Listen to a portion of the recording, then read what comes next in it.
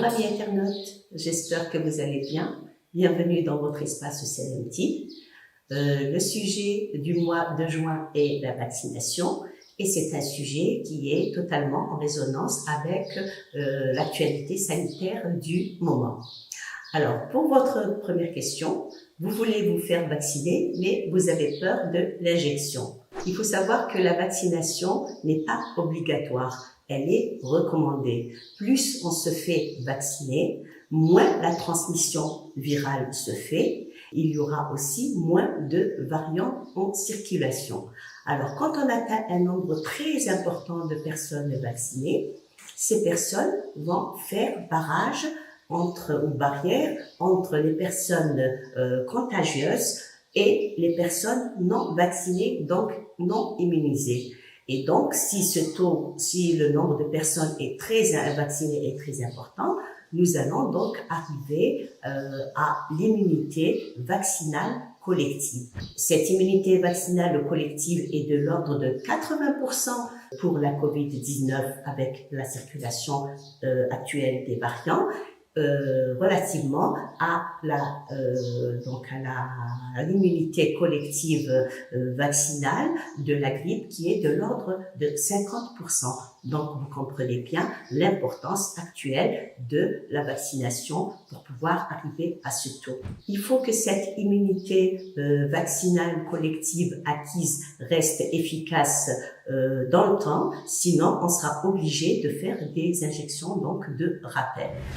Quant à la technique vaccinale, effectivement, nous avons donc enregistré sur le terrain des cas de personnes donc stressées en état de choc vagal suite à la vue de l'injection ou à l'introduction du produit lui-même.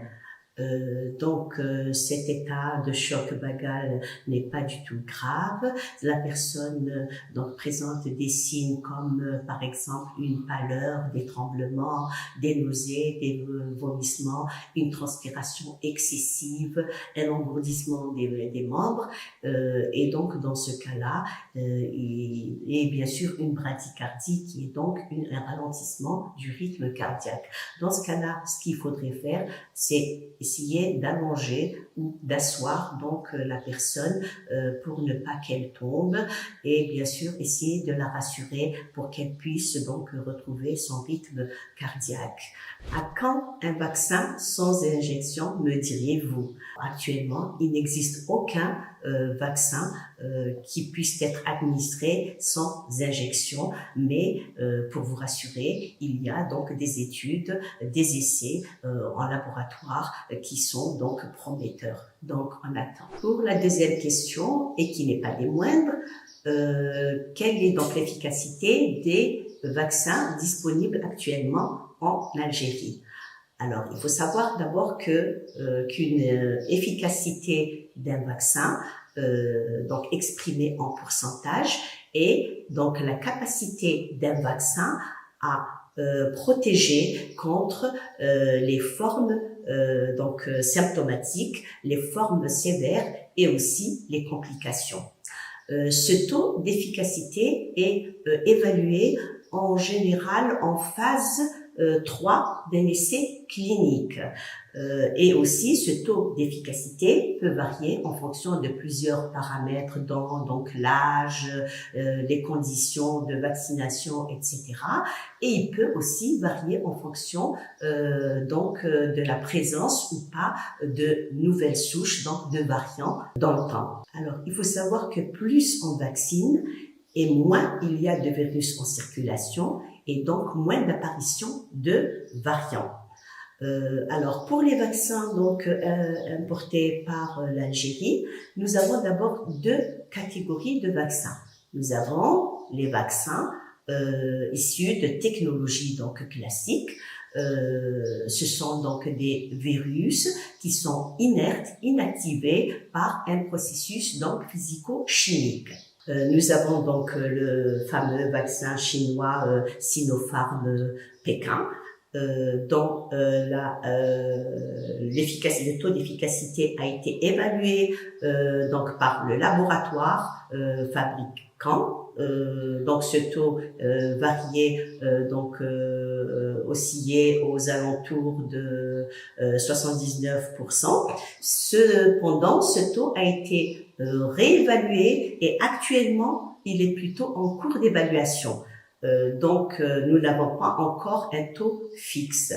Il y a aussi le vaccin Sinovac qui est donc actuellement disponible en Algérie et son taux d'efficacité est évalué à 50%.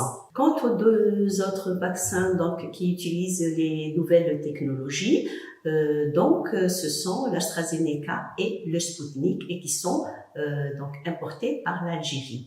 Alors, ce sont donc des vaccins viraux vectorisés qui utilisent donc des adénovirus de chimpanzé pour l'AstraZeneca, donc c'est le ChAdOx1, et pour le Sputnik version classique, donc il utilise les adénovirus humains qui sont donc le AD26 et le AD5. Selon la revue britannique, la prestigieuse revue britannique The Lancet, ce groupe d'experts de la revue Lancet a évalué le taux d'efficacité du vaccin AstraZeneca à 70% et à hauteur de 91,6% pour le Sputnik version classique.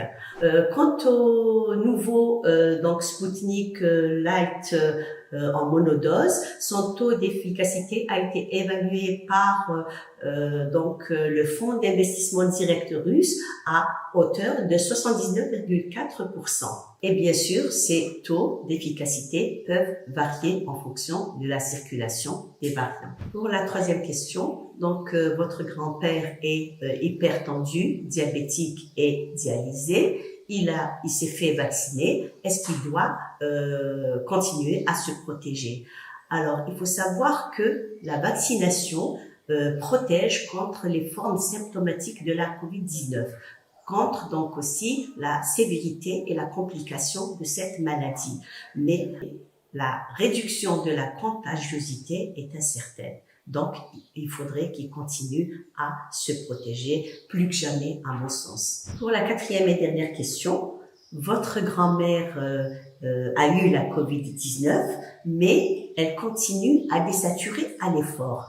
Alors, est-ce qu'il faudrait qu'elle se fasse vacciner ou pas?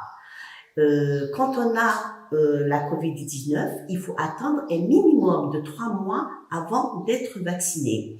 Cependant, le cas de votre grand-mère qui continue à présenter certains signes, comme donc la désaturation à l'effort, dans ce cas-là, la vaccination n'est pas actuellement indiquée dans son cas. Voilà, chers amis internautes, nous arrivons à la fin de notre rubrique CLMT. Continuez à nous suivre via les réseaux sociaux, continuez à visionner nos vidéos en cliquant en haut et aussi à nous laisser vos commentaires et suggestions. En attendant, protégez-vous, sortez couverts, mais aussi et surtout, n'oubliez pas de garder le sourire. À bientôt.